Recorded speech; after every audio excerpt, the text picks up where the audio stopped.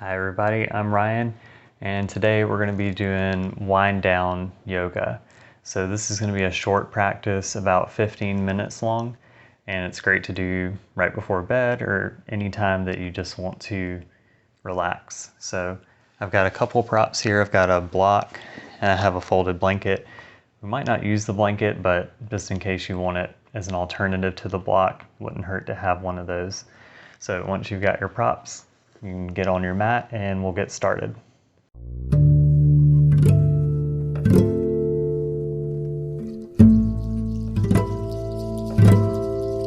We're going to start in a reclined pose using our block, and we're going to set it up to go into a stretch for our neck. So I'm going to set the block up so that it's kind of high on my shoulders and my head's going to be kind of hanging off the top of the block, but still touching the block. So I'm kind of touching the back corner of the block with the base of my skull.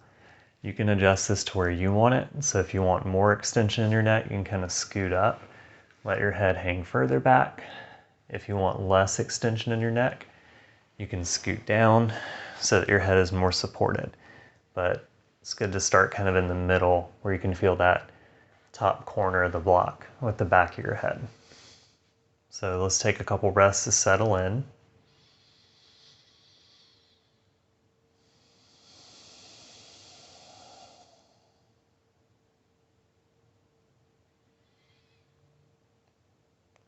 And then we're gonna work on the sides of the neck. So we're just gonna take our eye gaze to the right.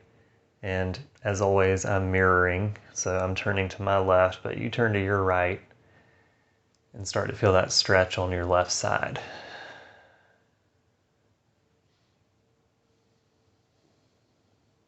So notice how that stretch feels.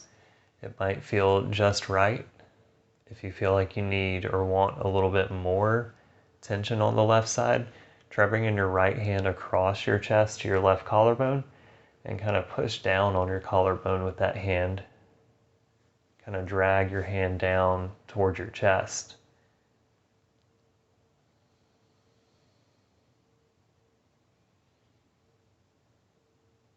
And if you're trying out that option, notice how it feels. Might feel really good, or it might feel like a little too much tension. If it feels like too much, simply take your hand off and let that arm relax. And then one more thing we can notice here, we can open the mouth or open the jaw and just notice how that lessens the tension on the left side. And then we can close the mouth again, bring the teeth together, and notice how that brings the tension back.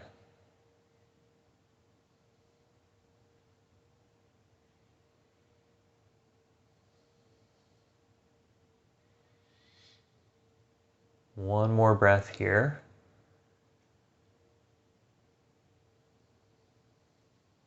And then we'll roll back to center.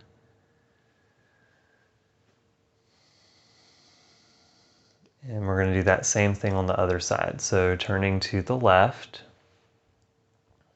to create that stretch on the right side of your neck. Again, you might want to stay just like this for the next minute or so.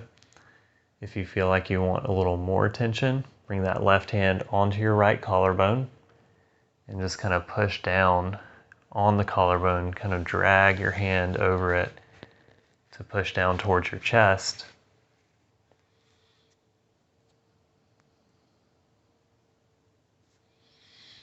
And for you anatomy studiers out there, the main muscle that we're stretching here, and you might have guessed because it attaches at the collarbone, goes all the way up to your jaw as we saw on the first side.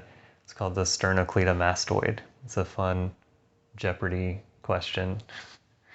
So again, here you can play around with that jaw attachment of the muscle by letting the mouth open.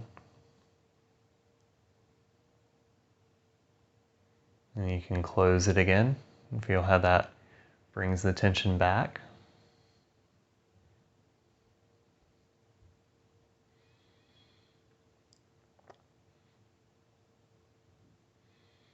And we can start coming back to center.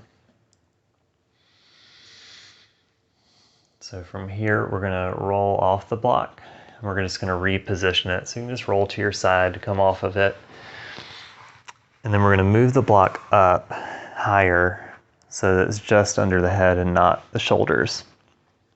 So I like my block on second height, and I've got the bottom edge of the block right on the base of the skull. But if you prefer a lower height, feel free to turn it down so that, you know, there's a little less pressure and a little bit less neck flexion. And for this one, as we start to settle in, we can bring some attention to our arms. So it might feel good to have your hands somewhere on your body, maybe on the hips, maybe on your belly, maybe on your chest. Feel free to take any of those options, or if you want a little more stretch for your shoulders, you can try reaching your arms out to the sides, maybe even kind of sliding your arms up, doing like a snow angel position, maybe with the elbows bent. So you can try all those options out and just see what feels best for you.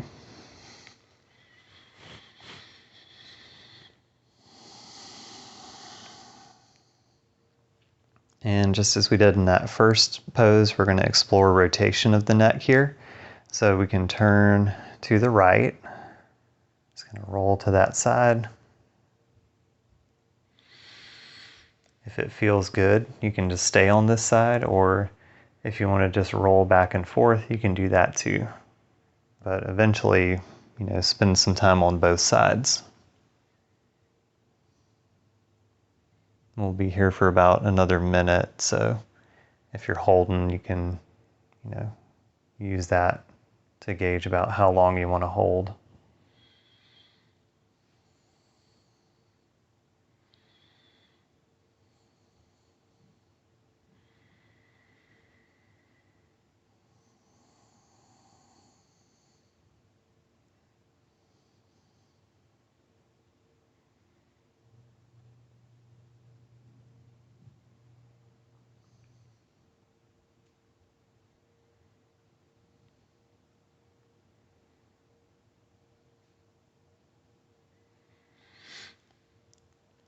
We're going to take another few breaths here.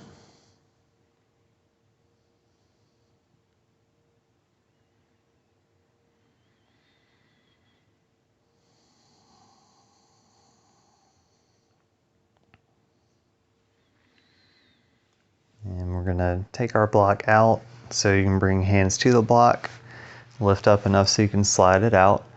But we're going to keep the block in our hands. We're going to use it for our next pose, which is supported bridge. So we'll walk the feet in, plant the soles of the feet, lift the hips, and bring your block under. So want to set the block up so it's supporting your sacrum and maybe even supporting the tailbone a little bit. Again, here you can choose whatever height you want for your block. I like mine on medium height, but you can do low height. I don't know, the tall height, you wouldn't have much surface area. Maybe you need 2 blocks if you're going up on the tall height. And then we'll just settle in here for a few breaths.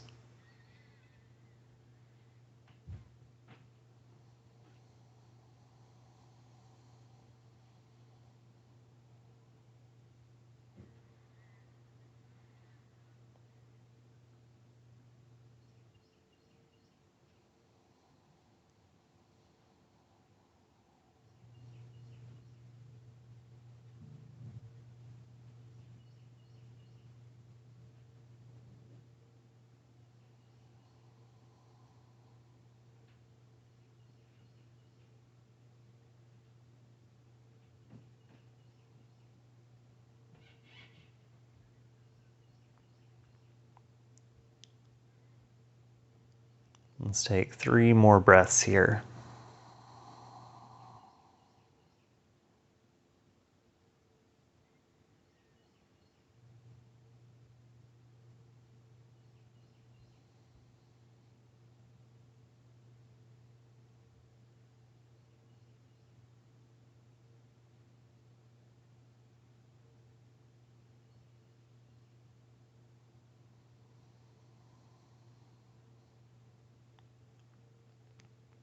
After you've taken your 3 breaths, you can get your hands to your block, press into the feet, lift your hips just enough so you can slide that block out, and we'll set it aside for now.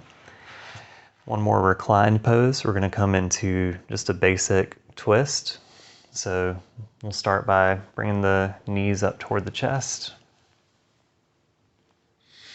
Then we can reach the arms out, left and right, T position. We'll take both knees to the right side. And feel free to, shift the hips here if you want to. You could kind of walk the hips toward the center of your mat if that feels better. So they're kind of in line with the rest of your spine. Another option is to take your eye gaze to the left.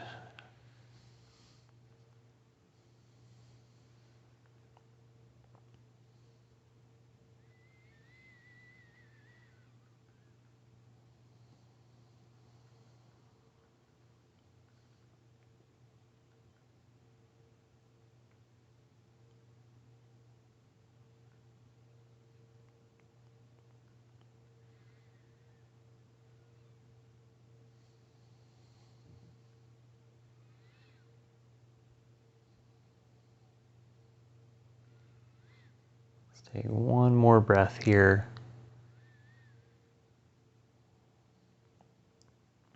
And as we inhale, we'll bring the legs back to center. And we'll go straight to the other side.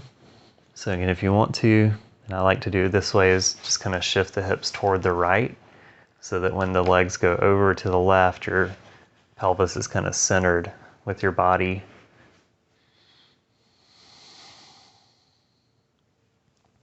And again, if it feels good, you can take your eye gaze over to the right.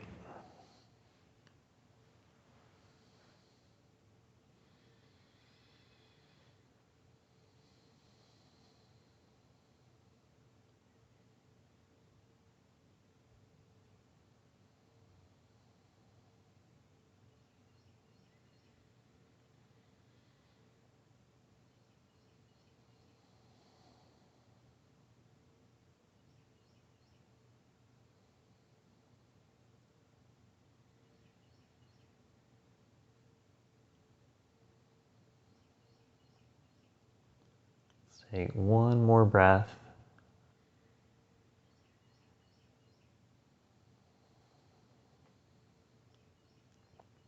And then we'll start bringing the legs back to center. And we're going to move into our last pose, which is going to be child's pose. So I'm going to come over to hands and knees to tabletop position. And you can do just a standard child's pose, wide knee child's pose, or you can do supported child's pose. So if you're doing supported, you can use your block. If you've got a blanket, you can put it on top of that. Or even better, if you have a bolster or like a big long pillow, you can put that in front of you. So if you're using the the blanket and block combo, I'm just going to bring the head down onto that. If you had a bolster, you could have it, set up right in between your legs, so you could lay your whole upper body down onto it. Of course, you can just do this on your mat as well. So whichever child's pose variation you're doing, you can just settle into it for a few breaths. And this will be our last pose.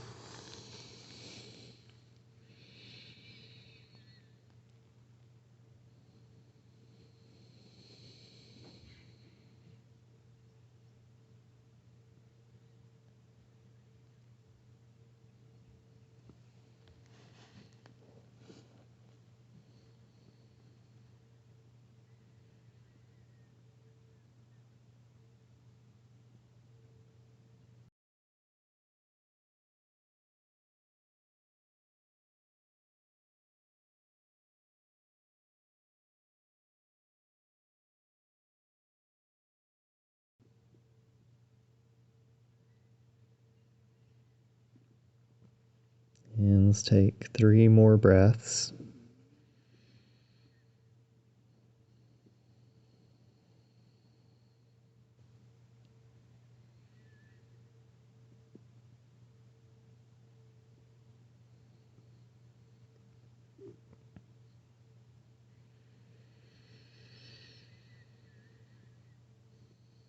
And after you've taken those 3 breaths, and slowly start coming back up.